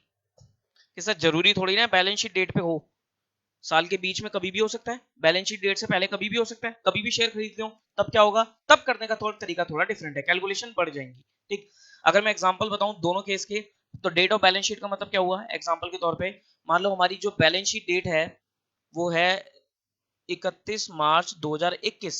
ठीक, और एच कंपनी ने परचेज करे हैं शेयर्स ऑफ एस कंपनी, कौन सी डेट पे, सेम डेट पे, इस डेट पे परचेज कर लिए। 31 मार्च 21 हमारी बैलेंस शीट डेट है और इसी दिन एच कंपनी ने एस कंपनी के शेयर्स को बाय कर लिया, परचेज कर लिया।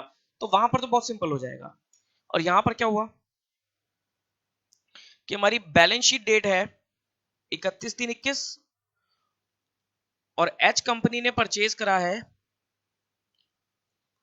बिफोर 31/3/21। सर 31/3/21 से पहले कभी भी, तो करने का तरीका थोड़ा डिफरेंट है। दोनों ही केस में दोनों ही केस में आपको फर्दर दो चीजें और चाहिए। हालांकि पहले ही केस में आपको दो चीजें बता दूंगा तो दूसरे केस में आप निकाल सकते हो आराम से।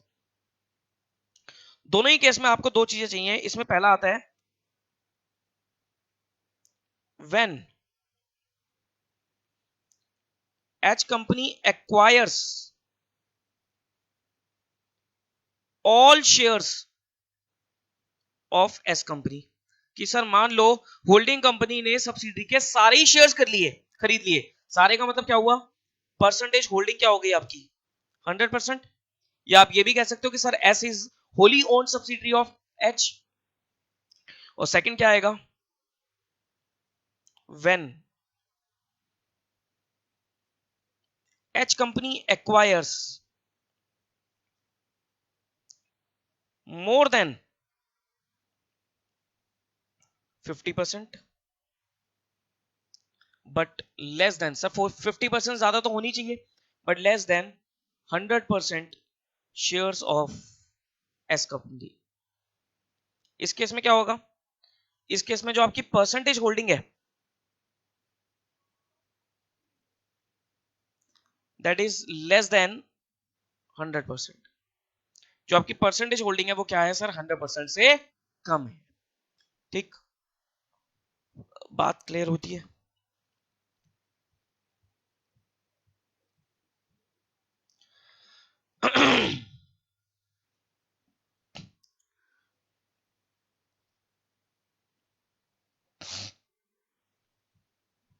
अब देखो, तो आपको किस पॉइंट ऑफ व्यू से देखना है? कंसोलिडेटेड बैलेंस शीट बनाते समय आपको पहले देखना है कि सर कंट्रोलिंग इंटरेस्ट कब एक्वायर किया है, डेट ऑफ बैलेंस शीट पे है या उससे पहले है, ठीक। और उसमें भी आपको फर्दर क्लासिफाई करना है कि सर 100% होल्डिंग है या 100% से कम है। पहले मैं आपको पहली चीज बता रहा हूं कि मान लो डेट ऑफ जो अपना कंट्रोलिंग इंटरेस्ट है वो date of the balance sheet पे है और उसमें भी 100% होल्डिंग का केस, ठीक। तो लिखो,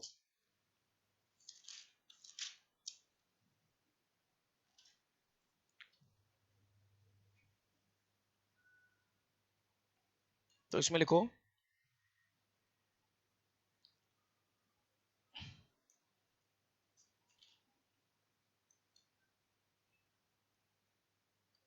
when H company acquires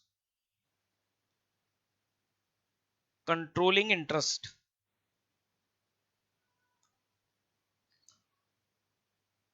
on the date of balance sheet। इसमें भी फर्स्ट केस आप लिख लो, when H company acquires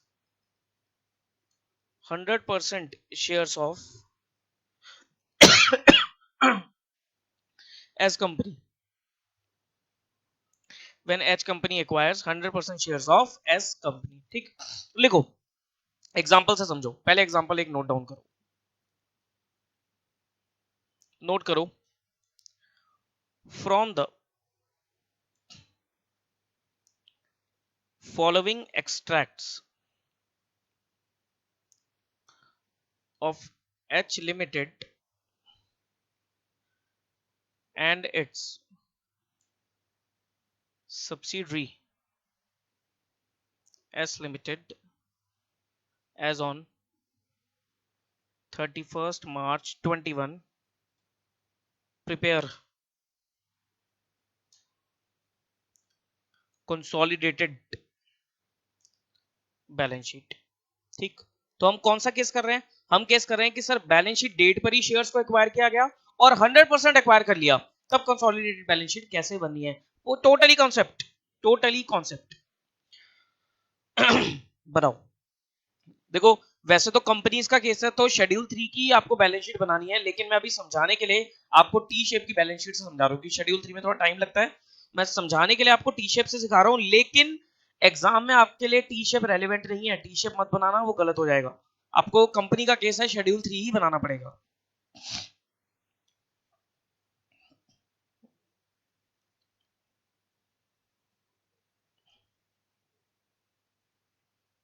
और प्रैक्टिस भी मत करना सर, टी शेप वाली से प्रैक्टिस करोगे तो टी शेप ही याद में रहेगी, फिर शेड्यूल 3 नहीं आएगा। तो शेड्यूल 3 से ही प्रैक्टिस करनी है आपको। कई बार बच्चे मेरे से पूछते थे, जब मैं पहले पढ़ाता था ये, तो बच्चे पूछते थे कि सर हम अभी जो प्रैक्टिस कर रहे हैं क्या हम टी शेप से कर लें? टोटली मना सर, कोई फायदा नहीं है। Liabilities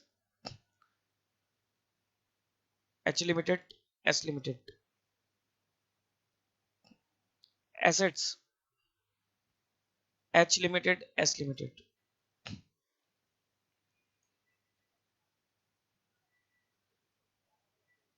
share capital 100 each,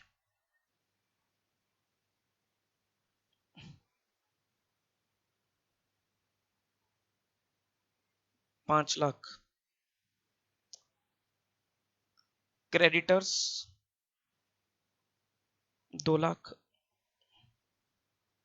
50,000,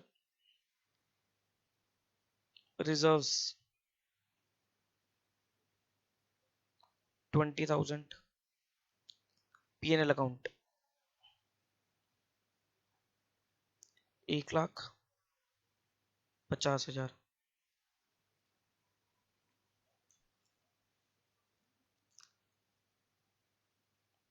sundry assets 7,620, investment in shares of S limited, कि सर एस लिमिटेड के शेयर खरीद रखे हैं, अगर एच ने एस के शेयर खरीद रखे हैं तो एच के लिए तो वो इन्वेस्टमेंट कहलाएगी। तो investment in shares of S limited 5,000 share खरीद रखे हैं, एट कॉस्ट। 5,000 शेयर कितने के खरीदे उसने? 5,000 शेयर के लिए उसने 6 लाख रुपए दिए। ठीक, ये एस में नहीं आएगा, एच में आएगा। ठीक, बैलेंस शीट देख लेना, ये आपकी टैली कर जाएगी। तो ये एक बैलेंस शीट है हमारे पास एच और एस की। एक बार इसे नोट डाउन करो, 1 मिनट का टाइम दो, नोट डाउन करो।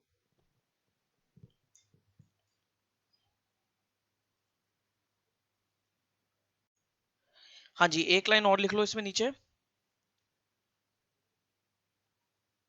एक लाइन और लिख लो। एच लिमिटेड परचेज्ड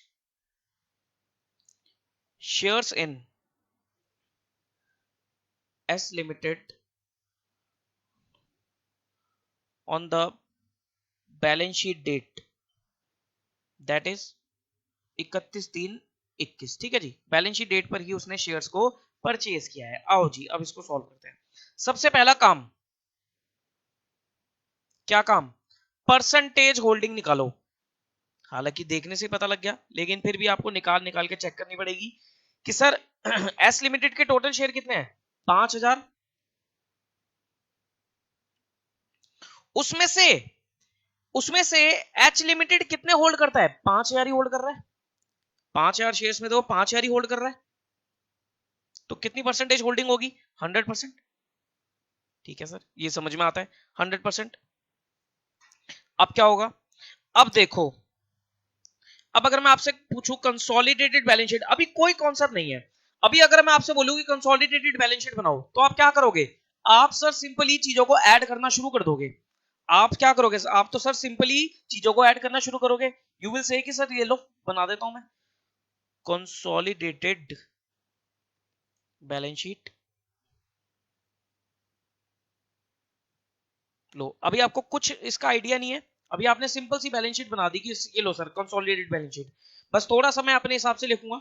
आपने बोला कि सर ये लो शेयर कैपिटल, आपने बोला सर एच की शेयर कैपिटल है 10 लाख। अब ये मत बोलना कि सर एच और एस मिलाकर लिख दो, मैं थोड़ा सा अलग लिख रहा हूं ताकि मुझे समझाने में आसान हो। हालांकि आप यही करते सर 10 + 5 15, ठीक, वो मेरे को फिर अलग अलग करना पड़ जाता। तो मैंने बोला शेयर कैपिटल एच की 10 lakh, reserves and PNL, reserves और पीएल एच के इकट्ठे कर लो। रिजर्व्स पीएल 1 लाख, रिजर्व तो है ही नहीं, सिर्फ पीएल है 1 लाख। ठीक, फिर मैंने बोला शेयर कैपिटल एस की 5 लाख, रिजर्व एस के 20,000, पीएल एस का 50,000। फिर उसके बाद मैंने बोला क्रेडिटर्स,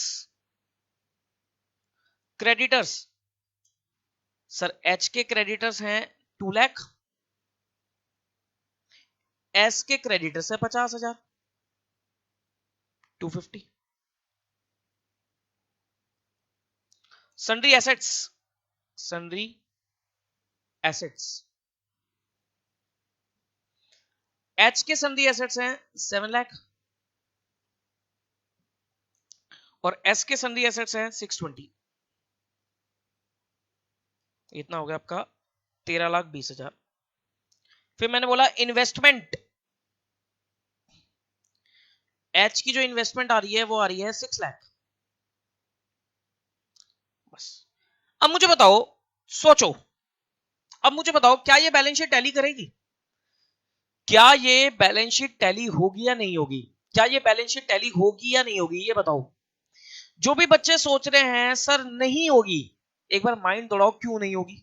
एक बार माइंड दौड़ा क्यों नहीं होगी। मैंने किया क्या है, मैंने फिगर को ऐड करके तो लिख दिया, सारी फिगर लिख दी, तो बैलेंस शीट तो टैली होगी ही होगी। बैलेंस शीट तो टैली होगी, तो इसका मतलब सर ये तो बैलेंस शीट टैली बनती है, होगी। अरे दोनों चीजों को ऐड ऐड करके तो लिख दिया, बैलेंस शीट तो टैली होनी ही है। ठीक, अब आपको नहीं लगता कि सर इसमें कुछ गड़बड़ी है?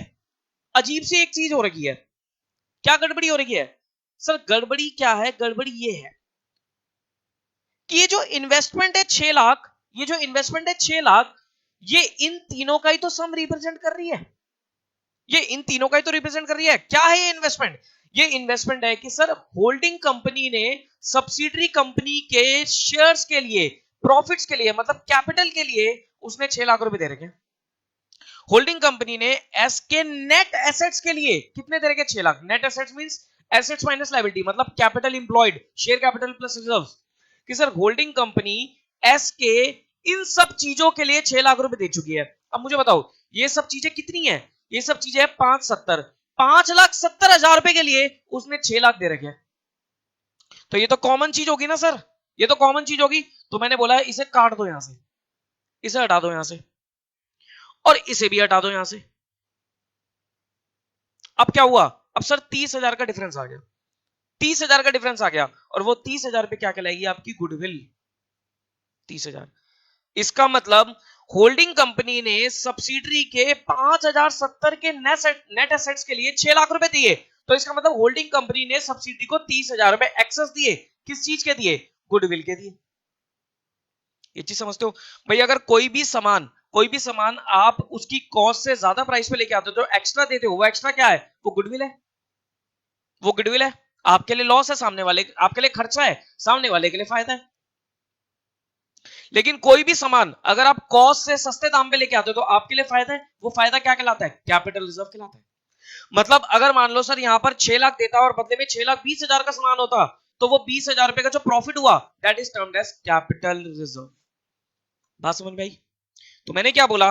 आई सेड कि इन्वेस्टमेंट्स जो होल्डिंग कंपनी होल्ड कर रही है वो 6 लाख की कॉस्ट पे है, और उस 6 लाख की कॉस्ट के लिए उसे क्या क्या मिल रहा है? उसे 5 लाख के तो ये मिल रहे हैं शेयर कैपिटल, उसे 5 लाख की तो कैपिटल मिल रही है, 20 के रिजर्व मिल रहे हैं, और उसके बाद आपको 50 की उसको क्या मिल रहा है? पीएल मिल रहा है। यानी कि टोटल, ये जो टोटल है आपका 5,70,000 रुपए, इसके बदले में उसने 6 लाख दिए, तो जो 30,000 रुपए दिए वो एक्सेस किस चीज के दे दिए? गुडविल। तो आपको ये एक सिंगल एक कैलकुलेशन करके दिखानी पड़ती है, और इस कैलकुलेशन के लिए आपको एक वर्किंग मोड बनाना पड़ेगा। ठीक, लिखो आगे। बात समझ में आई? तो क्या हो रहा है सर? अगर आप दोनों की इंडिविजुअल बैलेंस शीट देखो तो आप बोलोगे सर ये लो, अगर मैं एच कंपनी की बात करूं तो एच कंपनी की जो इन्वेस्टमेंट आ रही है वो आ रही है 6 लाख की।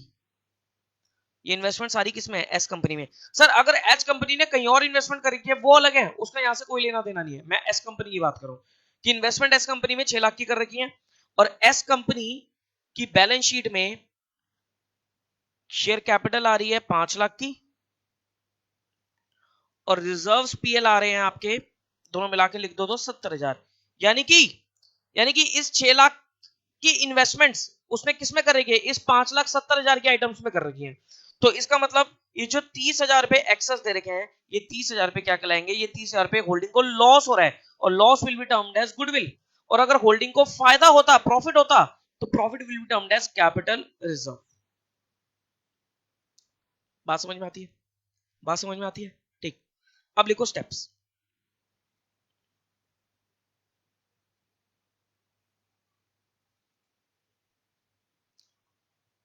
स्टेप्स।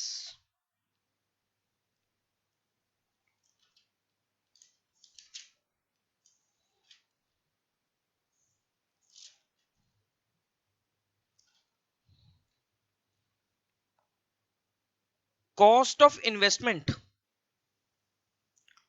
कॉस्ट ऑफ इन्वेस्टमेंट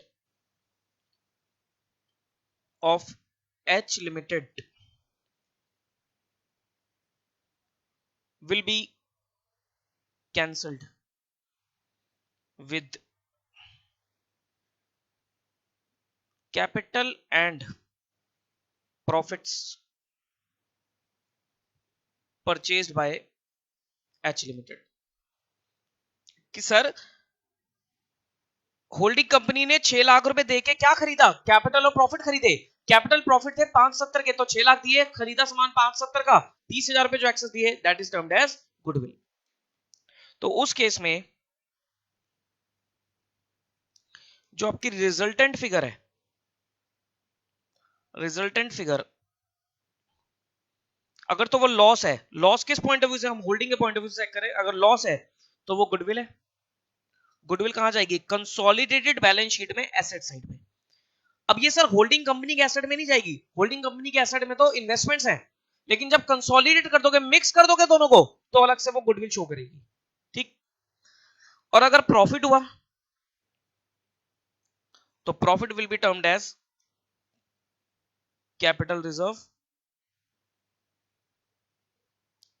और एक कंसोलिडेटेड बैलेंस शीट में लाइबिलिटी में जाएगी। ठीक, अगर मैं यहां बात करूं नो एसेट्स में कहां जाएगा, तो वो नॉन करेंट एसेट्स में जाता है,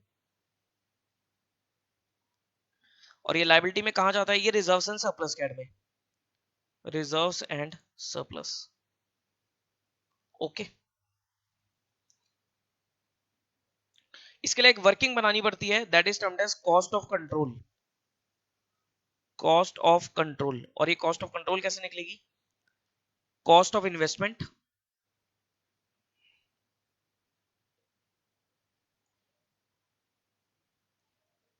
लेस शेयर कैपिटल। अभी तो आपको लग रहा है सर बिना वर्किंग के भी तो हो रहा है, ये सिंपली हो रहा है, ठीक, ये अभी तो हो जाएगा, लेकिन जब ये तो होली ओन सब्सिडी का है तो हो जाएगा, पार्टली ओन सब्सिडी के केस में थोड़ी कैलकुलेशन अलग रहेगी, तो वहां पर आपको बनाना पड़ेगा। तो शेयर कैपिटल एस कंपनी,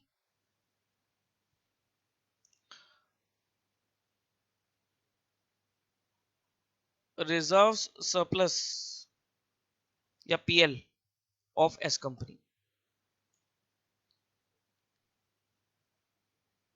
तो अगर अगर ये फिगर पॉजिटिव आती है तो गुडविल, और ये फिगर नेगेटिव आती है तो कैपिटल रिजर्व। सर पॉजिटिव कब आ सकती है, कि कॉस्ट ज्यादा है, कॉस्ट ज्यादा है सामान कम है, तो पॉजिटिव है, तो मतलब लॉस है तो गुडविल।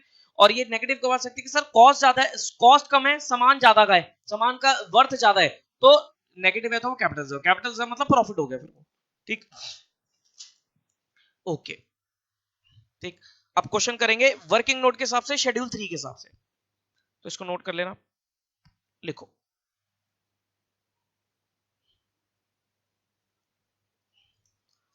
एग्जाम्पल,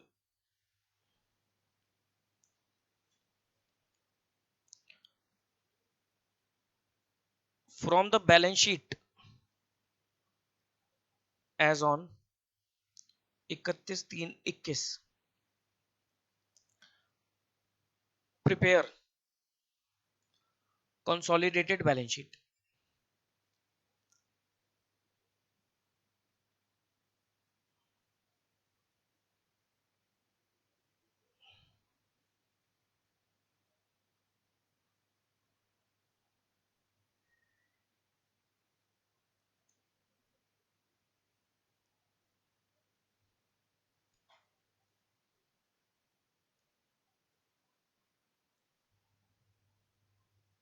ठीक, अब सर आपको ऐसा हो सकता है, ध्यान रखना, आपको ऐसा हो सकता है एग्जाम में जो क्वेश्चन में बैलेंस शीट हो वो टी शेप की हो, लेकिन मांगे वो आपसे कुछ नहीं कह रहा, ठीक भाई, कंपनी की बैलेंस शीट उसने टी शेप में दे दी, लेकिन आपको जो सॉल्यूशन करना है वो फिर शेड्यूल 3 के हिसाब से ही करना है। ये मत बोल देना कि सर क्वेश्चन में दे रखी है तो गलत है, वो भाई क्वेश्चन कुछ भी कर सकता है, लेकिन आपको करेक्ट करना है, आपको ठीक करना है, ठीक है। तो लाइबिलिटीज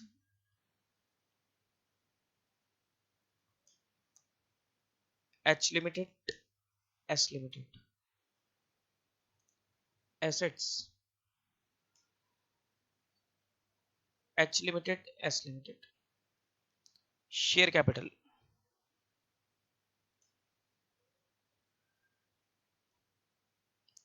₹100 each,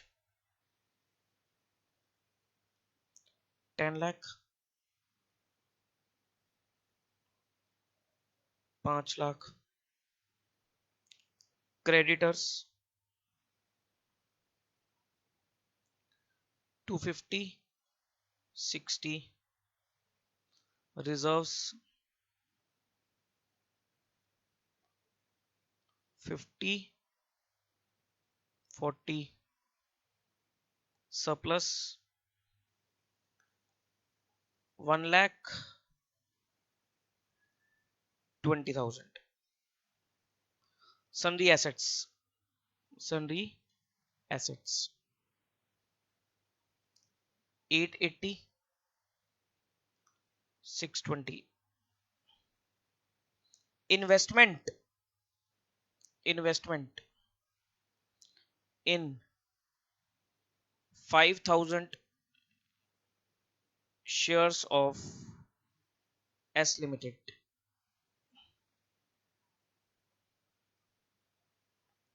बॉट ऑन 31/3/21, ठीक है जी, 520।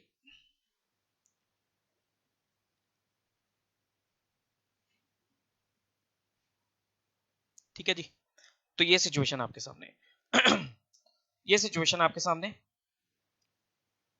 अब देखो क्या केस है, आप सबसे पहले चेक करोगे कि सर डेट ऑफ परचेज क्या है, तो date of purchase balance sheet date है 31/3/21 है। फिर आप चेक करोगे परसेंटेज होल्डिंग। सॉल्यूशन कि sir what is the percentage holding. Percentage holding देखो, हालांकि देखने की जरूरत नहीं है, तो आप बोलोगे सर 5,000 शेयर्स खरीद रखे हैं और टोटल शेयर्स भी 5,000 है, तो परसेंटेज होल्डिंग इज 100%। फिर आप बोलोगे कॉस्ट ऑफ कंट्रोल बनाते हैं और चेक करते हैं कि गुडविल आती है या सीआर आता है। कॉस्ट ऑफ कंट्रोल, उसमें क्या चाहिए आपको, उसमें चाहिए कि सर कितने रुपए में खरीद रखा है, तो कॉस्ट ऑफ इन्वेस्टमेंट कि सर होल्डिंग ने सब्सिडी को खरीदने के लिए कितने पैसे दिए, 5,20,000 दिए, और बदले में मिला क्या, बदले में मिला क्या, एक तो मिली share capital, share capital of S limited, 5 lakh की शेयर कैपिटल मिल गई, और क्या मिला, रिजर्व्स मिल गए। भाई जब ओनर बन जाओगे, जब शेयर होल्डर बन जाओगे, तो रिजर्व्स भी आपके, सरप्लस भी आपका, कैपिटल भी आपकी। तो रिजर्व्स मिल गए कितने के, 40,000 के। अब ये पूरे पूरे इसलिए लिख रहा हूं क्योंकि 100% सब्सिडी है, अगर परसेंटेज कम होती तो मैं उतना उतना परसेंटेज निकालता इनका। ठीक, तो reserves of S limited, surplus मिल गया, सरप्लस ऑफ एस लिमिटेड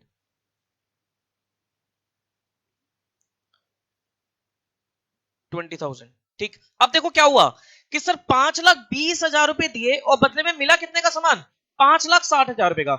5,20 देकर 5,60 का सामान मिला, तो 40,000 का फायदा हो गया, तो ये 40,000 क्या कहलाएगा, this 40,000 will be termed as capital reserve.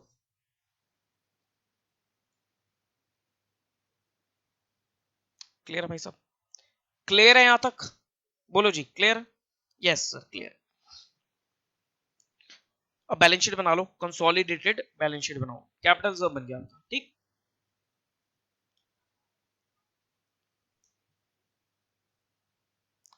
Consolidated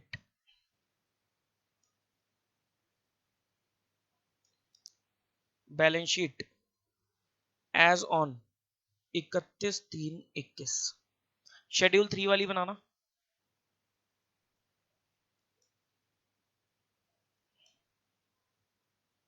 ठीक, इक्विटी एंड लायबिलिटीज,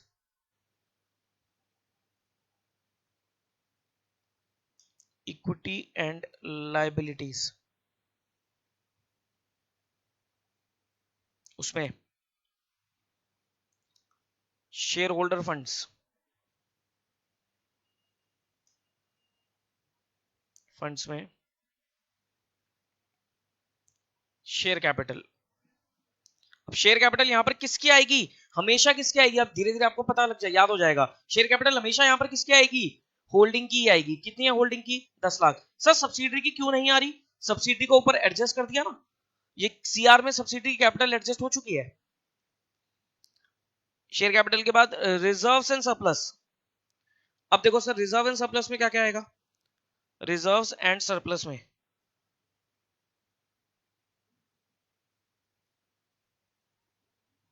अब मैं नोट नहीं बना रहा, अब नोट बना लेना। रिजर्व एंड सरप्लस में आएगा आपका एक तो रिजर्व्स ऑफ एच लिमिटेड, कितने, 50,000।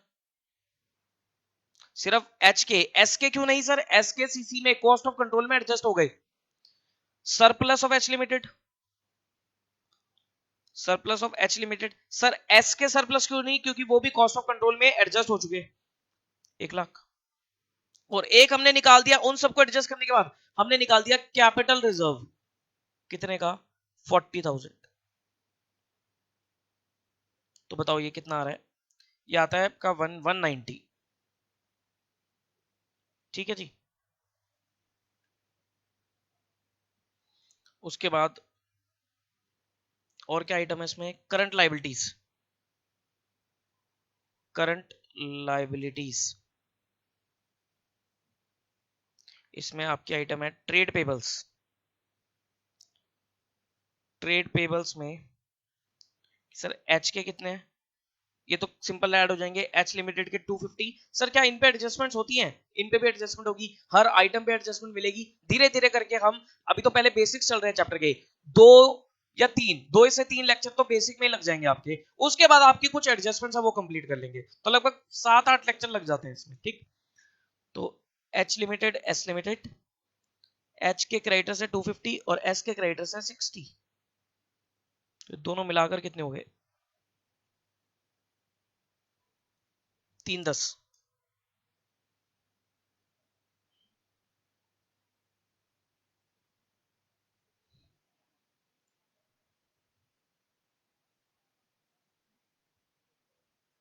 कितना हो गया ये, 10 लाख प्लस 190 और 310, ये तो हो गया 5-15 लाख हो गया ना, 15 लाख, ठीक।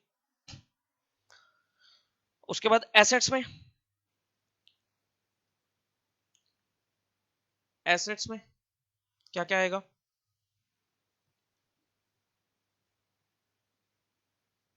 नॉन करंट एसेट्स, अब यहां पता नहीं है तो नॉन करंट एसेट्स लिख देता हूं मैं, और इसी में ही सन्डी एसेट्स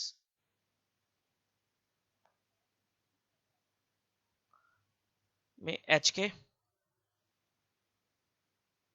880 और एस के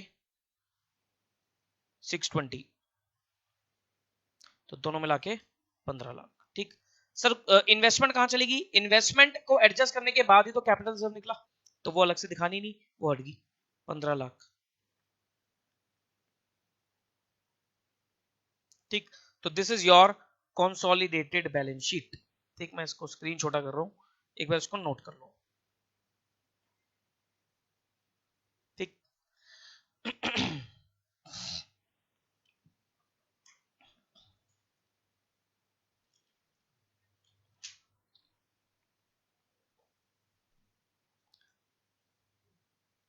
आओ जी, एक क्वेश्चन और,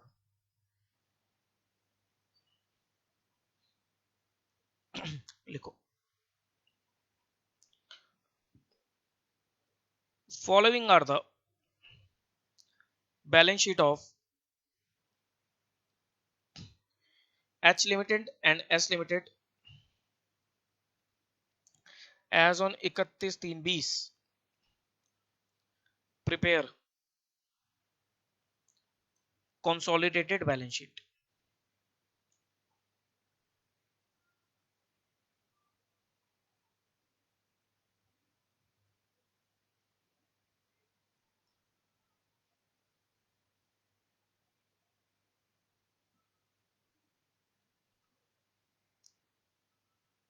liabilities H limited, S limited, assets H limited, S limited,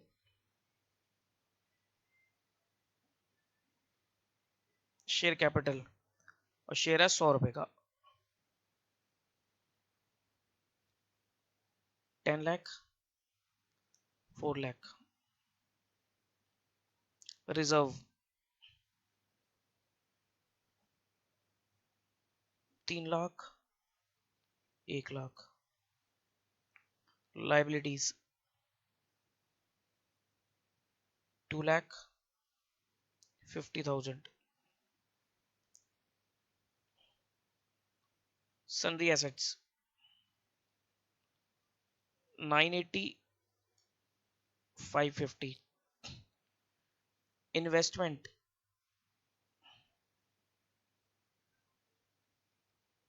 इन एस लिमिटेड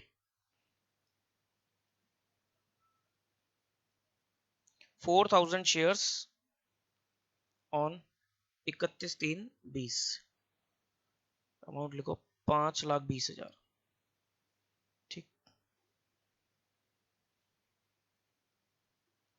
ये बैलेंस शीट दे रखी है आपको, ठीक। पहला काम चेक करना है कि sir date of purchase is balance sheet date, ठीक।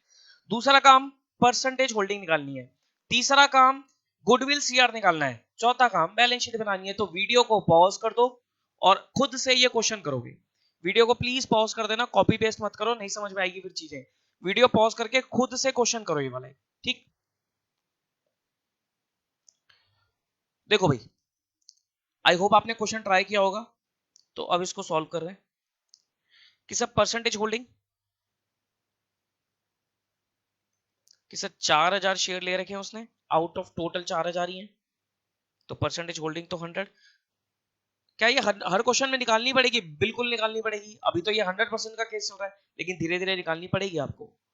कॉस्ट ऑफ कंट्रोल में, कॉस्ट ऑफ कंट्रोल में कॉस्ट ऑफ इन्वेस्टमेंट क्या है? Cost of investment, cost of investment is 520 less. देखो 5,20,000 दिए और बदले में क्या मिला? बदले में मिली share capital of S limited. कितने की शेयर कैपिटल? 4 लाख की कैपिटल मिली। बदले में मिले रिजर्व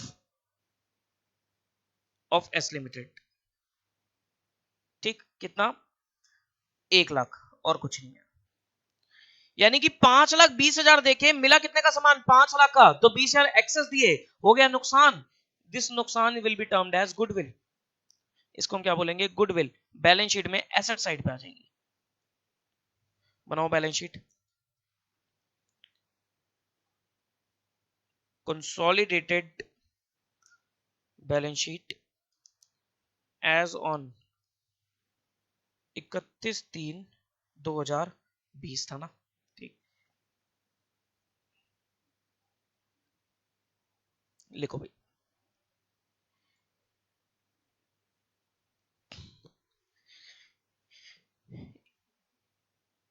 इक्विटी एंड लायबिलिटीज,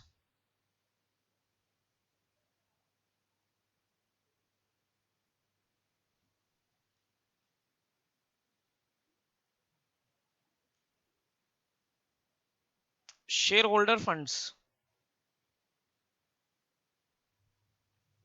उसमें शेयर कैपिटल। शेयर कैपिटल में क्या आएगा? किसकी आएगी? सिर्फ शेयर कैपिटल में सिर्फ और सिर्फ होल्डिंग की, क्योंकि सब्सिडी की एब्जॉर्ब हो गई है कॉस्ट ऑफ कंट्रोल में। तो यहां 10 lakh. B, reserve and surplus में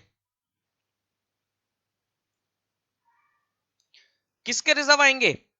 किसके रिजर्व आएंगे? सिर्फ होल्डिंग के। एस के तो खत्म हो गए, लेकिन अगर कैपिटल रिजर्व है तो वो आएगा। कैपिटल रिजर्व नहीं निकला तो सिर्फ एस के रिजर्व डाल दो यहां पर। कितने?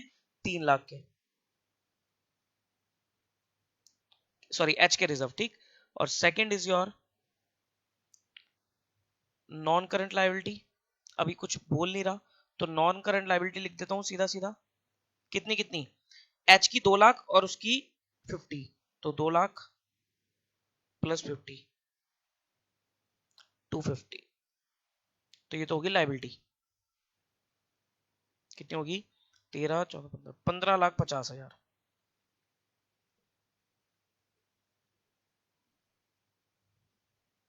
सेकंड,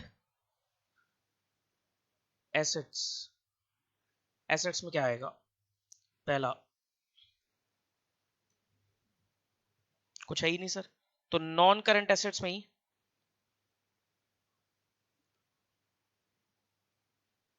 नॉन करंट एसेट्स में ही एक तो आप डाल दो संधि एसेट्स। संधि एसेट्स उसमें क्या क्या आएगा? दोनों के ऐड कर दो। 980 एक और 550 एक। कितना हो गया? 980 और 550। गुडविल कितनी आई थी इसमें? 20,000। तो ये होना चाहिए 15,30,000। 8 5 13 9 10, 15,30,000। और 20,000 की क्या है आपकी? गुडविल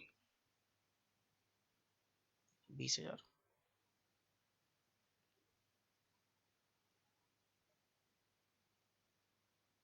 15,50,000, ठीक है जी। तो ये हो गया आपकी कंसोलिडेटेड बैलेंस शीट। देख लो इसे,